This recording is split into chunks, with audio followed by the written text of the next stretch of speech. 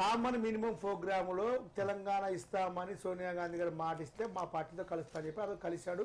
మేము ఇచ్చిన సీట్లలో పోటీ చేశాడు, మాతో గవర్నమెంట్ లో ఉన్నాడు. తర్వాత గవర్నమెంట్ నుంచి వెళ్ళిపోయాడు, కేంద్ర ప్రభుత్వం నుంచి కూడా ఉన్నాడు, వెళ్ళిపోయాడు. 2009లో మళ్ళీ టీడీపీతో కలిశాడు. ఎందుకు కలిశాడు? టీడీపీతో లెటర్ ఇచ్చిందని కలిశాడు. 2014లో తెలంగాణ సిద్ధించింది, తెలంగాణ సోనియా గాంధీ ద్వారా వచ్చింది అన్నాడు. సోనియా గాంధీ గారు 100% ఎంత మంది ఉద్యమం చేసినా గమనించాల్సింది ఏంటంటే ఇచ్చింది సోనియా గాంధీ ఒప్పుకో తప్పని ఈ విషయం అసెంబ్లీలో కూడా ఒప్పుకున్నాడు. ఇక్కడ మెయిన్ ఏంటంటే ఇప్పుడు ఉన్న పరిస్థితుల్లో ఇచ్చిన తెలంగాణ కొట్లాడిందల్లా నీళ్లు, నియామకాలు, నిధులు కదా. నిధులు వచ్చేటప్పుడు కూడా మొత్తం కాంట్రాక్టులు అందరూ ఆంధ్ర వాళ్ళే. నియామకాలు వచ్చినప్పుడు ఇంతవరకు 1,00,000 ఉద్యోగాలు ఇస్తారని ఇంతవరకు ప్రకటించలేదు. మీకు గ్రూప్ 2 ప్రకటించి 2 సంవత్సరాలు ఎగ్జామ్స్ అయిపోయి ఇంతవరకు రిజల్ట్ ఇవ్వలేదు. అది డిఎస్సీ లేదు. వాళ్ళ 4 కుటుంబాలకు తప్ప వేరే ఉద్యోగాలు రాలేదు. నీళ్లు పోయినాయి, నియామకాలు పోయినాయి, నిధులు పోయినాయి. ఇక నీళ్లు వచ్చేటప్పుడు కూడా ప్రైవేట్లు చంద్రబాబు పేరు చెప్తారు.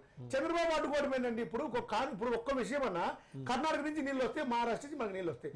ఆల్సో వాళ్ళు ఆపాలి. మన నీళ్ళు చంద్రబాబు వస్తుందండి. దేశ భవిష్యత్తు కోసమే ఉమ్మడి పోరాటం అని చెప్పేసి వ్యాఖ్యానించారు నిన్న సభలో, రావు సభలో.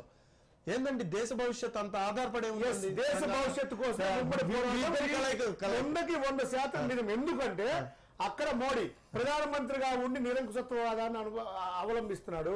ఒక ప్రధానమంత్రిగా ఉన్నవాడు తన కులాన్ని చెప్పుకొని నేను పలానా కులాన్ని బీసీ వర్గంగా ప్రధానమంత్రి చెప్పుకోవాల్సిన అవసరం లేదు. నా మీద హత్యా ప్రయత్నం చేస్తానని మోడీ ప్రకటిస్తున్నాడు. ప్రధానమంత్రి మీద హత్యా ప్రయత్నం చేస్తే దేశం భద్రత ఏంటండి? ఇంత ఏం చేయాలి? అసలు దేశమే ఇటుపోతుంది. ఇంకోటి, రాష్ట్రంలో దేశంలో వ్యవస్థలు నాశనం అయిపోతున్నాయి. సిబిఐ వీళ్ళు డైరెక్ట్ ఇంటర్ఫీర్ అవుతున్నారు. మొన్న ఈడీ మీకు ప్రత్యర్థుల మీద ఈడీ కేసులు పెడుతున్నారు.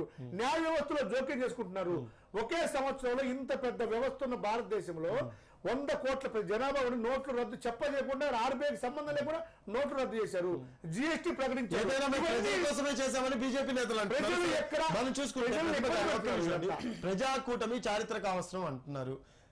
టీడీపీతో కలిసి కాంగ్రెస్ నడవటం అంత చారిత్రక అవసరం ఏం కనబడుతుంది? దాంట్లో అవినీతి జరుగుతుంది, దేశ చారిత్రక అవసరం, మోసాలు జరుగుతున్నాయి, ప్రజలకు న్యాయం జరగట్లేదు. కాంగ్రెస్ తో కలిసిపోతే ఆ అవసరం టీడీపీ అలా కాదండి. ఇప్పుడు టిఆర్ఎస్ గవర్నమెంట్ లో ఇప్పుడు బ్రదర్ అన్నది మీరు అన్ని విన్నారు. మళ్ళీ మనం డబల్ చెప్తే టైం వేస్ట్ అవుతుంది. చెప్పండి. ఇప్పుడు ఎవరికి న్యాయం జరిగిందండి? ఇప్పుడు న్యాయం జరగాలంటే మరి ఒక కూటమి కలవాలి కదా. ఈయన ఒక గవర్నమెంట్ వల్ల ఇలా జరుగుతుందని ఆ ప్రజలకు న్యాయం జరగాలి. చిన్న కరెక్షన్ ఇక్కడ మనం గమనించాలి. దేశ భవిష్యత్తు కోసం టీడీపీని హైలైట్ చేసుకున్నాం. ఇక్కడ కాంగ్రెస్ ని దిగజార్చి టీడీపీని హైలైట్ చేస్తున్న పరిస్థితి మనం గమనిస్తున్నాం, హైలైట్ చేసుకుంటున్న పరిస్థితి.